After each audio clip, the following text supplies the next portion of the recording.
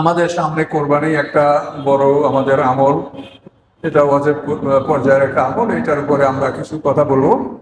তো এটা সম্পর্কে আপনাদের জানা আছে যে মালিকের নেশাব যারা তাদের উপরে কোরবানি ওয়াজিব। মালিকের নেশাব মানে যার উপরে জাকাত ফরজ। যে সম্পদ থাকলে একটা মানুষের উপরে জাকাত ফরজ হয়, ওই পরিমাণ সম্পদের মালিক যে তার উপরে কোরবানি ওয়াজিব। সোজা কথা, 5.5 পরিমাণ অর্থ যদি আপনার থাকে, তো এটা ক্যাশ এবং কাইন্ড, ক্যাশ টাকা না থাকলে যদি আসবাবপত্র বিভিন্ন মাল ইত্যাদির মধ্যে যদি আপনার থাকে, এতে কোরবানি ওয়াজিব হবে, কিন্তু জাকাত ওয়াজিব হবে না। এই যৌথ সংসারে যারা অনেকে আসে, পিতামাতা ছেলে মেয়ে, কিন্তু প্রত্যেকেরই আলাদা তহবিল আছে।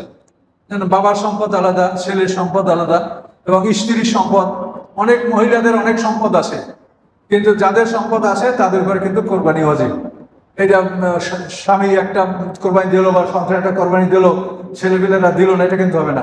ছেলেদের যদি সম্পদ থাকে এবং সেই সম্পদ যদি কোরবানি পরিমাণ হয়, তার কোরবানি ওয়াজিব দিতে হবে। স্ত্রীর যদি সম্পদ থাকে, সেই সম্পদ যদি কোরবানির সমপরিমাণ হয়, তাহলে স্ত্রীরও কোরবানি দিতে হবে। এগুলো আপনারা খেয়াল করবেন।